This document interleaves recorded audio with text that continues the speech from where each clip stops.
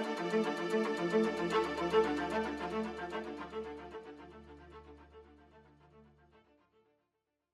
well, thank you so much, Nick Murphy, for coming on the podcast today. And I am really happy to be joined by Luke Smith, who Hey, Nick. is Hey, Luke. Hey, guest Susanna. co-host, maybe more permanent co-host. It's trial run, is it? I think right now. We'll see how it goes. We will see how Yeah, it goes. face for radio. Yeah.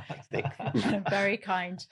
But yeah, I mean, one of the things that I always think, and one of the reasons that I really wanted to get you on today, I know lots of people are really excited to hear you speak, is Tradewind are very much seen as the market leaders in education out there, in education recruitment. And there are a lot of ideas that people have about Tradewind and who they are. And can you start off by telling us just a bit about you and how you came to be the CEO of Tradewind and Sansa?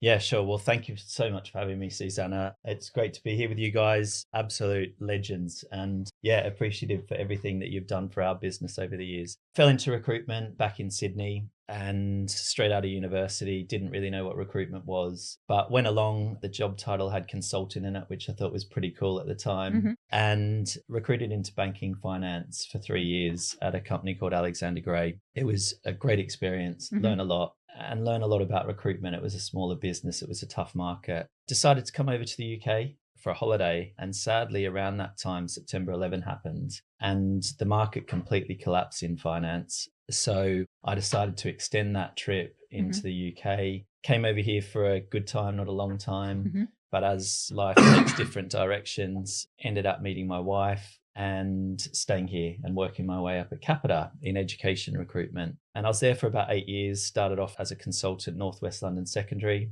and became manager of the team and then national ops director at Capita. But 2011, it was time to go home. So went back to Hayes for 3 years, which was a brilliant experience. Loved working for Hayes in Sydney. They really are the top recruiters out there. And then while I was out there, the owner of Tradewind was recruiting and I was coming back. Amy was pregnant and I decided to take this job on. And that was 8 years ago. And we've achieved a lot since then. It's started out when I came back as a 26 million turnover business. We'll do well over 100 this year. And we had London and we had Birmingham and Manchester. We've now got 11 locations across the UK. So it's been a brilliant journey. Yeah. I've been really lucky. Yeah. You've been doing it a long time, right? Been doing You're it a still long going. time. Yeah. Tell me, like a lot of people say, you know, you've got the Hazes of the world, you've got the corporate companies. What makes Tradewind different? Well, I think there's a lot that makes us different, actually. We've been around for 22 years. And over that time, you know, I've often compared our profit margins, for example, to competitors in the past. And I've wondered why we haven't been as high as some of the other players in the market. But actually, it's because we've invested back into that business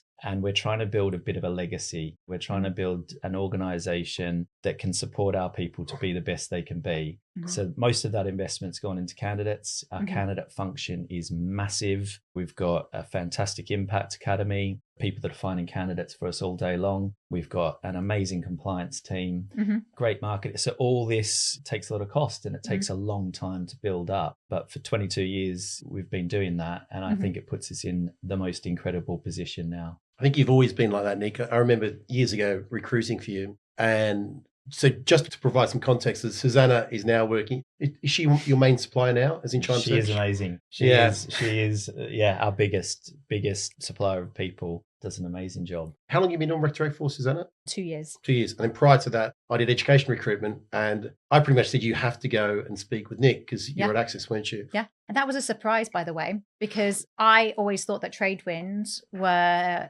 going to be quite a cutthroat agency. Yeah. You hear about they've got the best in the business, but how? They must be really cutthroat. And then I met you and you're very different, like in the sense of you do have that humility. You do have that accountability as a leader, which I think makes you stand out, but also your staff and the kind of management style. I actually really like it. I remember speaking to experienced consultants and they're like, the first thing they ask is, what are they paying and what are the commissions? And I said, it takes you a while to, when you start doing Rec to Rec, you're hunting around for the best commission schemes in the market because that'll attract people. And then you realize what's more important is the proportion of people in that business who are doing more than 100, more than 150, more than 200 days. There are smaller businesses in East London offering 35, 40% of all billings. And yet they had massive staff turnover. I think one person in the business was doing over 100 days. The rest was sitting on 20 to 40. And you talked about that, your structure, the supports, the investment in compliance and candidate generation. It's massive. And the amount of people that said to me, billing 100 days of Tradewind is so much easier than doing it somewhere else. I've heard that, yeah. And to me, that speaks volumes of what you're trying to achieve as an employer. So it's not about having a better commission scheme. It's about having a better support structure.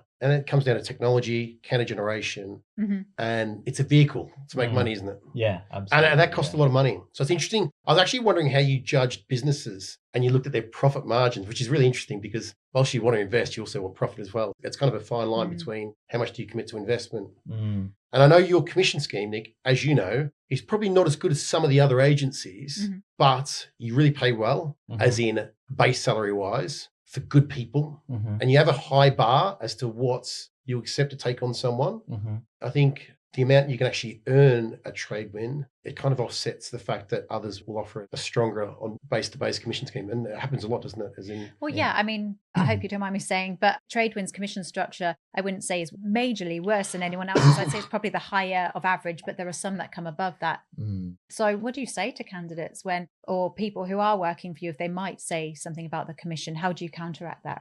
Yeah, I think it's important to look at total package because, as Luke said, 40% of everything is not very good if you're only in an environment that allows you to bill and support clients and candidates to 40 days a week. Yeah. And that's the reality because they're expected to find their own candidates, clear their own candidates. It's a lot of work, isn't it? It's a lot of work. It's time consuming. It's time consuming. It's very hard to find good candidates at the moment. It is, yeah, anywhere. You used to always say, Nick, if someone does 100 days at a smaller agency, they could do 250, 300 here in quick time. I think you rated 100 days really highly at the small owner managed firms where they do everything in comparison to the other firms like CP, Protocol, and the other bigger ones. They're doing 100. You'd probably question it sometimes because they also have a very strong vehicle and a strong brand that brings in a lot of business, don't they? Yeah, no, definitely. I think that's correct. Yeah, 100%. Coming back to what you were saying, Susanna, we look at total package. So we pay by far and away the highest base salaries, no question about it, which is good because it helps get our people get a better mortgage.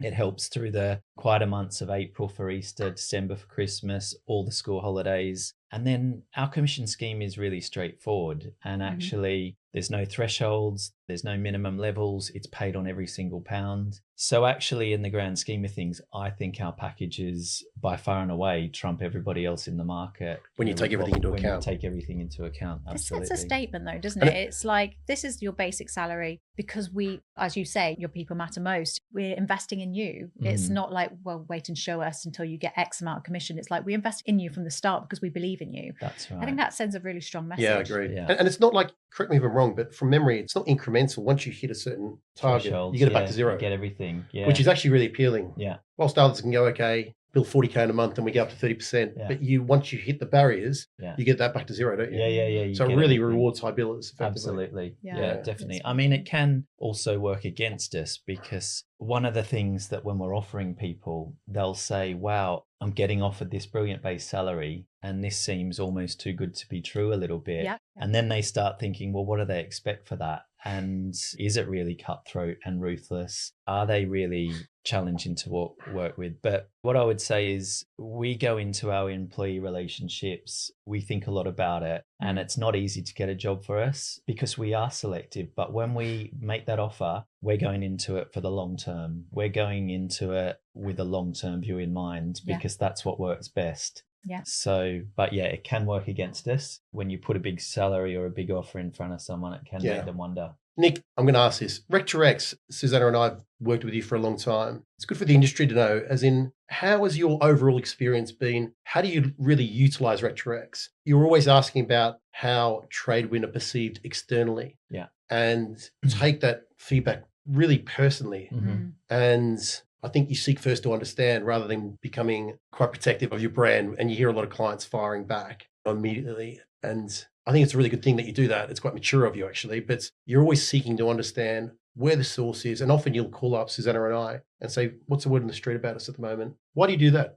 I think it's massively important to us. I think, in terms of our progression as an organization, if we're not listening to feedback and doing something about it, then there's a risk that we just become this big corporate machine that's incapable of change. And that's certainly something that we do not want to become. Yeah. I mean, I value Rec2Recs massively. I think we could not survive and we could not have grown without them. You guys have been obvious standouts. Luke in the earlier days, who helped us build an amazing business in London with the people that you found. And Susanna more recently has done just such a brilliant job. But Rec2Recs, I don't understand why people in recruitment wouldn't use them. You know, that's your experience, that's your network. Why wouldn't we want to capitalize on that and work together to get a win-win? I think it's partnership as well. I think one thing that I certainly get from working with Tradewind is I've learnt a lot. So, for example, I would describe your management style as very considered. I always think of you as being a considered person, and you would never say something until you really thought about it. Not pragmatic, maybe pragmatic, but very reflective. And I've looked at myself in that because I used to be more the reactionary type manager. How does that serve you, being that sort of manager? I mean, because I've always wondered, when does Nick lose his temper? When does Nick really have a moment where he loses that cool calmness?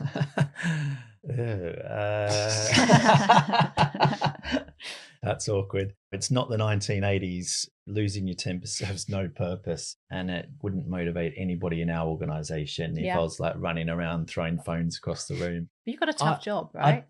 But I think if you leave 100% out on the pitch and you give everything 100%, you can't be disappointed by whatever result, because if you've tried your best and you've given it everything you've got, and I do that, I do believe that I put it in, then stuff happens and you play the cards you're dealt, and you make, I think, reframing black box thinking Luke and I spoke about quite a few years ago when it first came out. But that idea of reframing negatives into positives and opportunities, you've just got to look at it. Although sometimes it can feel like it's a bad day if you just sort of reframe. I was going to ask you, Nick, I think COVID 2020, that's when I stopped doing education. But I think education out of all the sectors was the first to be hit.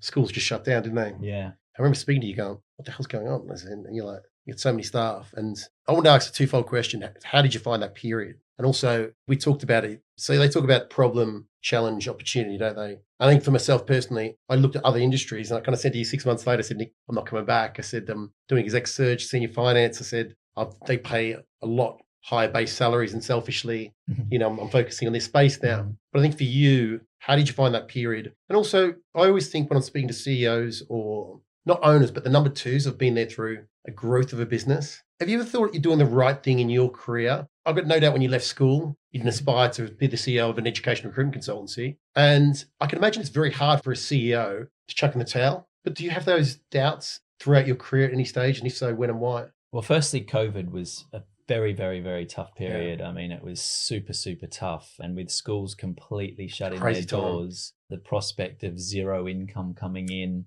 and quite a big team, you know, 160 or so people that we have to pay each month. Yeah, with very little time to prepare. Yeah, it was frightening. It just happened.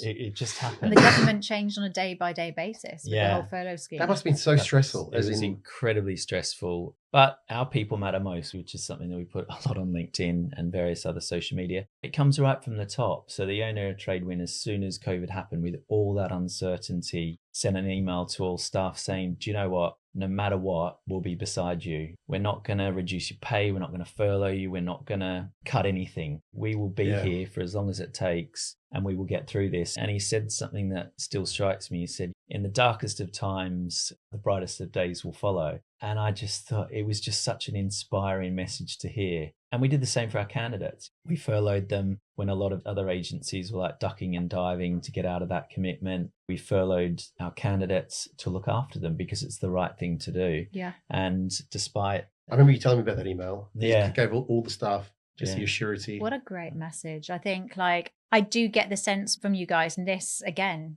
it disrupts that expectation that you're very cutthroat, that you really do care about your people. So with that in mind, how do you feel when you've got that great consultant and boom, they hand in their notice and they're a top biller? Like, how do you feel? Well, we'd never let good people go. That's the first thing. I mean, and we never give them a reason to go.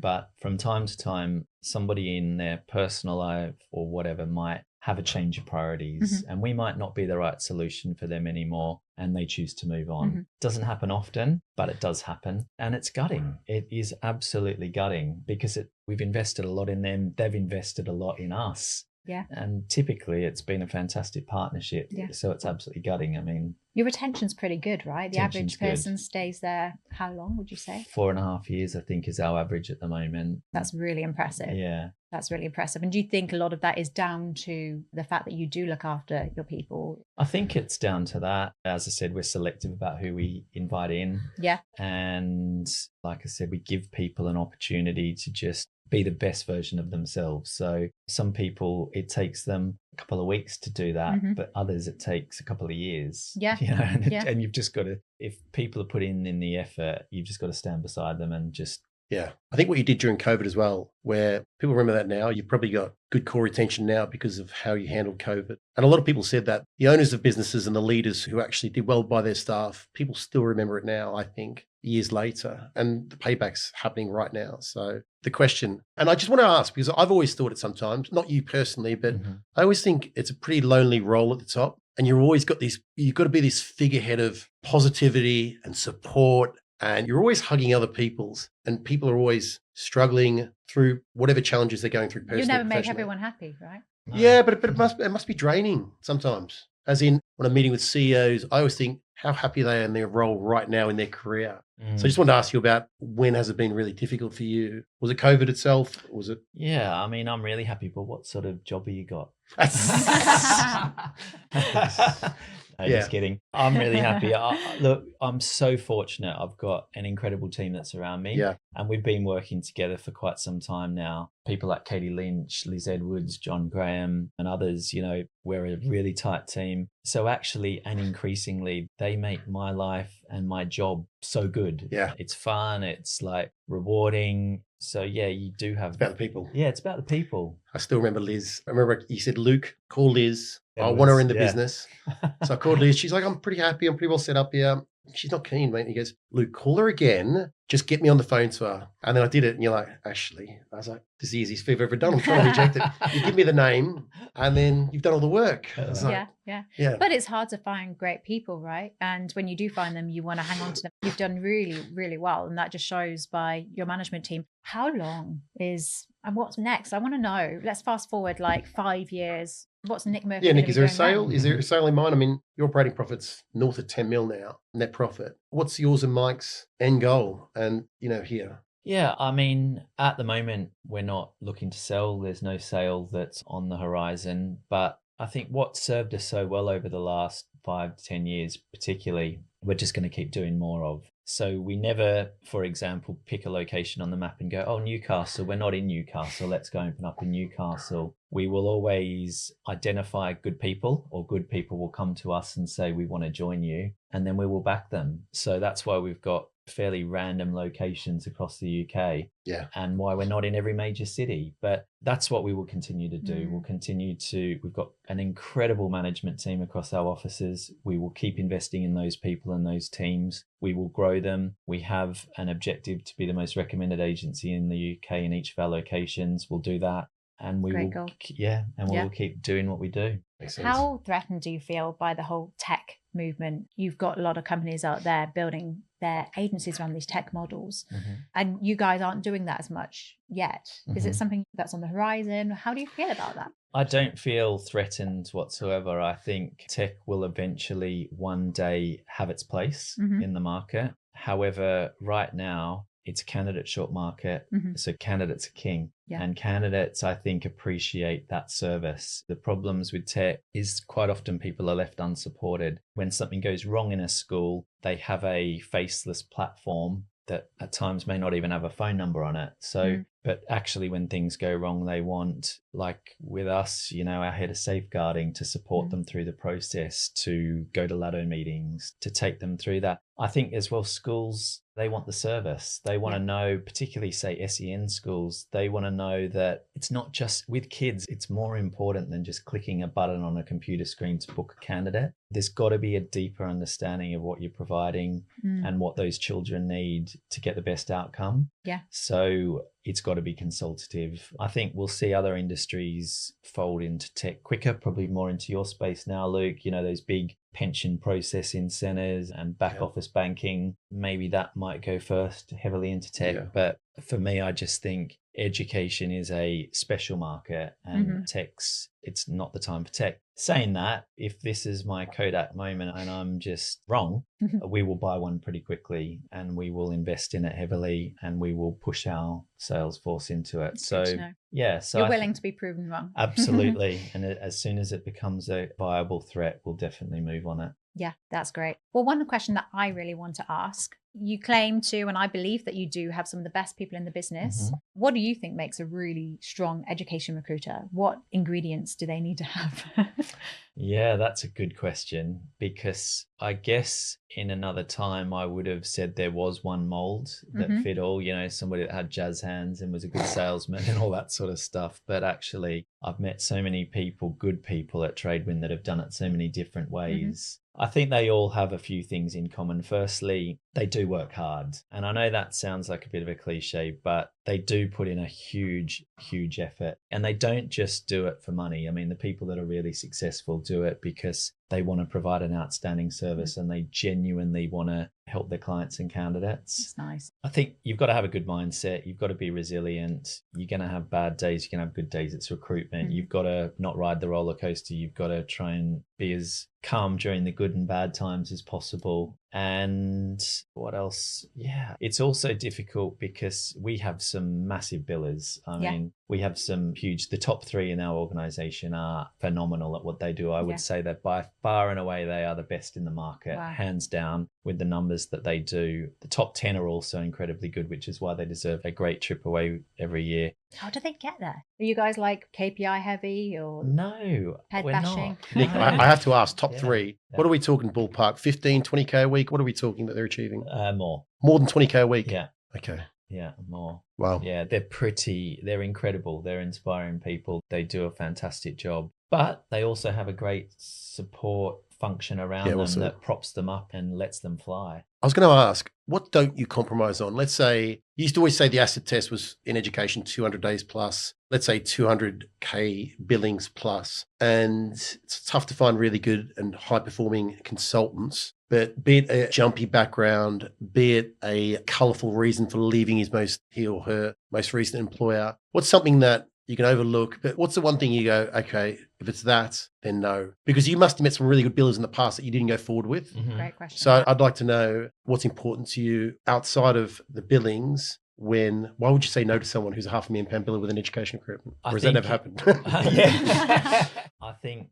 mindset. Some people are just, unfortunately, I don't understand it myself, but they're just glass half full. They're negative about their previous experience. They're negative about their previous employer. They're negative. It's always somebody else's fault. I think they can cause so much internal. It can cause us a lot of problems. So I think if somebody doesn't have the right attitude, that would be a deal breaker 100%. You know, that they've got to have the right attitude.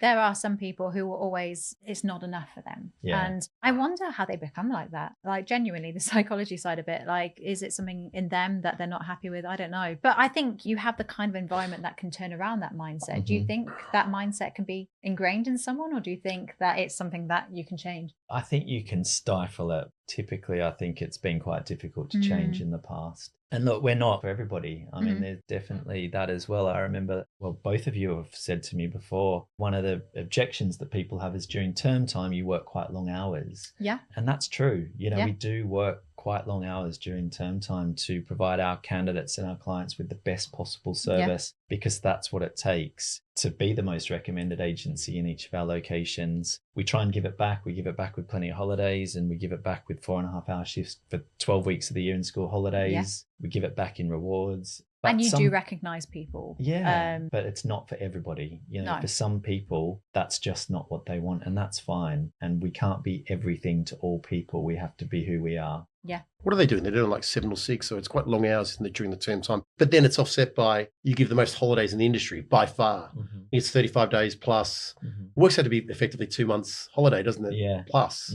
So when you look at it as an whole entity, it's like, it's actually, you work harder when there's work to be won. And then the term breaks. That's it. And it's a different way to break down well-being and work-life balance. You go hard for 6 weeks in 6-week sprints, but then you do get it back. It's different education, isn't it? You've got 39 weeks to make it count. Yeah. And we can talk about. I mean, one of my final questions, and I think it needs to be put out there because you've got some extraordinary billers out there who probably had that ache. Oh, maybe I should just set up on my own, right? We've all been there, right? But I don't think that it's cracked out to be from people who have done it. What would you say to people? I mean, you've got huge billers there. Yeah. Do you ever worry that they'll go out and set up on their own? Look, I think our biggest billers recognize the value that we give them and the functions that enable them to be so good. To be honest, I think in this market and as it shifts and changes, the two categories of organizations that I wouldn't fancy being in is firstly one that's incapable of change. So your big PLCs that do find it difficult to adapt and change quickly as we can. The second is smaller businesses, really small businesses, because what we spend and what we have to spend increasingly to get good candidates, which is all we have at the end of the day, it would be crippling to a small business. So they've got to scrap to get every single candidate. Yeah, and then there's policies, GDPR. And there's a lot. You got to chase your own invoices. You got to have quite a lot of capital to set up payroll. You got to have all the stress, and then at the end of it all, you've got to get out. So you've got to be able to sell that business to someone, and it's quite difficult if you're in the business and you've got 10 people or whatever. It's a difficult thing for someone to want to buy because they're buying you effectively, but you want out type thing. So great point. But yeah, no, I mean, that's just my view. I'm sure people will have all different types of thoughts on that one. Nick, I just want to say, Susanna and I are always talking about what good looks like with a client. I think with yourself, especially, it comes down to, we in the past have had a negotiation. I think I was on holiday once. You reached out to someone who was on, and you said, Luke, send us an invoice next Tuesday, this individual starting. I was like, didn't even know they're on. But then we agreed a reduced amount, and I was up to it. Actually, I didn't even know about this candidate. Nick's done all the work whilst I've been away. Susanna had a candidate recently who actually, I think it was 25-50% owing, and you recognised the work that she'd done, and she reached out to organise a credit note. And you actually said to her, Susanna, leave it, like as in don't pay anything back. I think you can talk about getting the highest terms of someone, but I think as a client, when you can have that, people remember that. Like you remember that. And it happens, it's both ways, isn't it? It's both ways. Yeah, like sometimes we've had someone where they've gone outside the rebate. You're like, actually, you call up and go, look, they've had 6 or 7 sick days, they've barely been at work. And you kind of think about it and go, actually, you're right. And we do something. I think it's that communication, that flexibility. You mustn't get that from all Rec2Recs, but I think that's how you develop a trusting relationship with, I suppose, with schools as well, I can imagine. Definitely. And that's the people that you appreciate. I think what you did recently for Susanna, not many people do that. So I think she holds you in the highest regard, because I'd say probably 90-95% just wouldn't do it. They'd want the money back, wouldn't they, Susanna? They would. It comes down to having a good client. And I think any recruiter who's listening to this and they're thinking, okay, well, I've got all these clients, who shall I work with? Having a good client, having partnership should always be the first and foremost thing. 100%. Yeah, you've got to have a partnership. Especially in a tough industry like recruitment. And some of the kindness that I've been given from Tradewind has been extraordinary. And I think any Rec2Rec should want to work with Tradewind because of those reasons. But there will be candidates listening to this, potential top billers. Can you tell us what you could offer someone who is maybe wanting a new environment? Why should they come and work for Tradewind? Well, I think it's a huge responsibility to take on somebody's career and make sure that we're still propelling them forward, especially a big biller who has built an incredible business somewhere else. And for whatever reason, they get to a point where they're not able to continue. So I think genuinely, we just put people on a platform to do even better and not work harder, because if they've done really well already, they've worked hard, but we just give them the support, the tools to take their career forward, to make more money, to service their candidates and clients as best they can. Yeah, I mean, there's a lot of choice out there. Yeah, and what the evidence is there, you've got some long-serving top billers there. So I think the evidence is you've created an environment where people can bill 15, 20K plus. This is not a one-off. This is multiple people in that business are billing north of 10K a week, which is just unheard of in other businesses. I think the attraction is you're surrounded by, are they the best people in the industry? It's probably the best structure in the industry. It's going to give you the best chance of success. And that's appealing. That is appealing. If I was a young bit younger than now guys. But you look at it, I think it's too easy to look at what they're paying base, what they're paying as commission, what their work-life balance is. But actually, I'd love to know what's the average mean earnings of consultants in a business. That's probably should be the surest indicator that that's a successful environment. Yeah. And I don't know whether it's you hire great people. I think you have a great internal structure that allows people to flourish. Yeah. And that's probably the biggest key. And it always has been to Tradewind. And I think sometimes you've almost toyed with the fact that we actually invest a hell of a lot financially to ensure these guys are successful. Yeah. We never compromise on that, even Never. though some of the other profits have been up there at certain times. So all credit to you of that. And it's a reason why you guys at £100 million plus turnover right now as it stands, which for a privately owned business is unheard of. Yeah. And the reason why a lot of your competitors will probably not like you. That's another thing. You never slag off your competitors, which I think is great. But as we are drawing to a close, how can anyone who's listening or watching this, how can they get hold of you, follow you? How can they reach out to you? Well, I mean, through LinkedIn. Susanna Gray. Susanna Gray. Yeah, Susanna Gray. We don't do any internal recruitment anymore. It's like, yeah, exactly. Susanna, you got to plug your own show now.